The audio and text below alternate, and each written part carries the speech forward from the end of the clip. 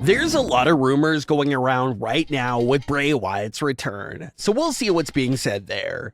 We'll also check out what Alexa Bliss is saying about her return, Charlotte Flair, and more.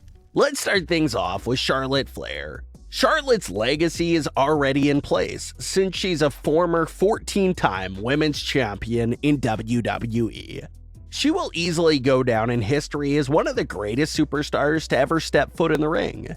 And the best part is that she's obviously not done yet. She still has a lot of time left in the ring to accomplish even more great success and win even more world titles. Charlotte Flair recently spoke with CBS Sports and addressed the topic of how she's aiming to be in the conversation of being the greatest of all time to ever do it, gender aside. She had this to say during the interview, quote, "Male or female, it doesn't matter. She was one of the greatest of all times. I want to be in the conversation, gender aside. This applies to men too, but I want women in any industry to know that you can make it to the top and stay at the top and be at the top in any boys club, and it's so important," end quote. So Charlotte just doesn't want to be labeled as one of the greatest women's wrestlers of all time.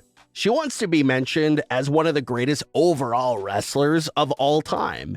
And with 14 world titles, 2 NXT women's titles, a reign in the women's tag team titles, former WrestleMania main eventer, and everything else that she's accomplished, it's extremely hard not to put her in that conversation already. Charlotte Flair also spoke to The Athletic, and she said that another goal of hers was to wrestle alongside her husband, Andrade, one day in WWE. She had this to say about what she envisions for her future in WWE.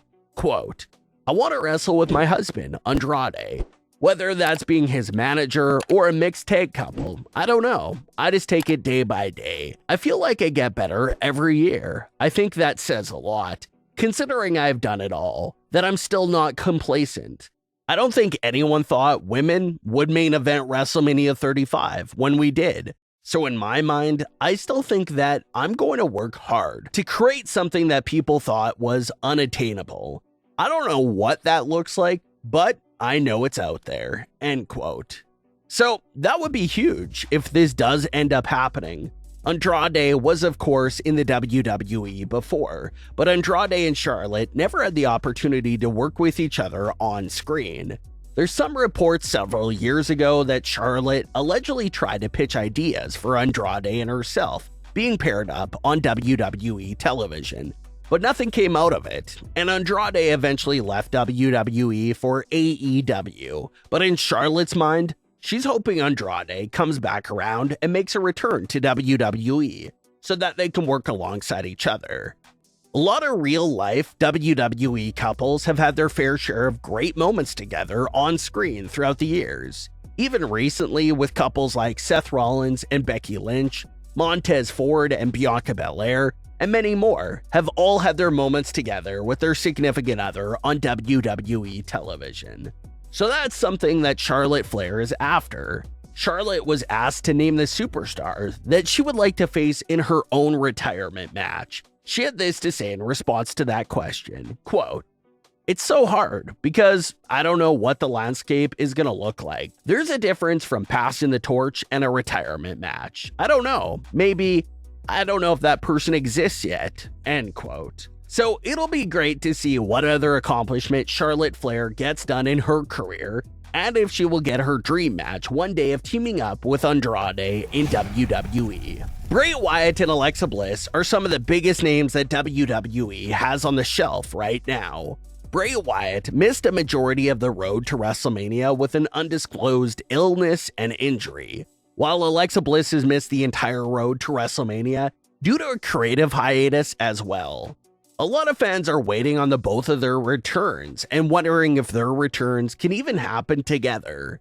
So, what's the latest for their returns? Well, for Alexa Bliss, she recently appeared on Behind the Velvet Rope, and she opened up and addressed all the rumors and narratives that the fans were spreading since she disappeared, and even teased what could be coming up for her return. She had this to say, quote, "It's funny how you take time to do one thing and everyone thinks you just left. Yes, calm down. It wasn't like a dismissive, they know where to find me. It was a reassuring, guys, they know where to find me. They know I'm doing the Masked Singer. Calm down." It's just so funny how people jump to conclusions on everything. You just have to let things play out, and you have to see what's going on. There's always something going on, especially in WWE. You always have to expect the unexpected. I've been working up a little something. We'll see. WrestleMania is coming up. Who knows what's gonna happen? End quote. So Alexa addressed everything that the fans were saying right there. She wants to let everyone know that she's okay and that she's not gone forever. It was just a very confusing story and direction because they teased Alexa's involvement with Bray Wyatt and Uncle Howdy for 3 months, and the only payoff that happened was the Alexa hiatus. So fans' heads were just spinning because they thought we were getting ready to see Alexa and Bray reunite, and then Alexa disappears for several months. So it was deflating for the fans that were on the edge of their seats for the story. But apparently, Alexa's saying that she's not going anywhere and how she may even have something new ready to go as well. So we'll have to see when Alexa Bliss will return and what her return will lead towards and look like. As far as things go with Bray Wyatt, there's been a lot of rumors surrounding his return as well. There was rumors that maybe some QR codes will be used to hint at his return during the March 27th edition of Raw. But as we now know, that didn't happen. Another big rumor and fan theory for Bray Wyatt's return is the discussion about the Fiend making a return. Throughout Bray Wyatt's career, he's been constantly evolving non-stop, and sure, maybe he'll revisit the past here and there for a little while, but for the most part, he's constantly moving forward, doing new things, and not fully bringing back things of the past. And that's why fans assume that we'll never see the Fiend again in WWE. It was something of the past. It had its run, and it was over. Bray Wyatt even said that in an interview with Ryan Satin, that the Fiend completely passed away that day on WrestleMania 37. But like fans pointed out, Bray Wyatt could be a bit of an unreliable narrator at times, meaning that he could be lying about certain things that he just wants us to believe is true, even including the Fiend's demise. Bray is saying that he's dead and gone, but is that really the truth? We just don't know for certain, and it's impossible to know the truth. We just get fed whatever information Bray Wyatt wants to feed us. And what has Uncle Howdy's main issue been with Bray Wyatt from the start of his return? Well, Uncle Howdy was constantly warning us, the fans, that we shouldn't trust anything Bray Wyatt was saying, because he's a liar. Howdy even said in several segments where he was trying to manipulate Bray Wyatt back into wearing the mask again.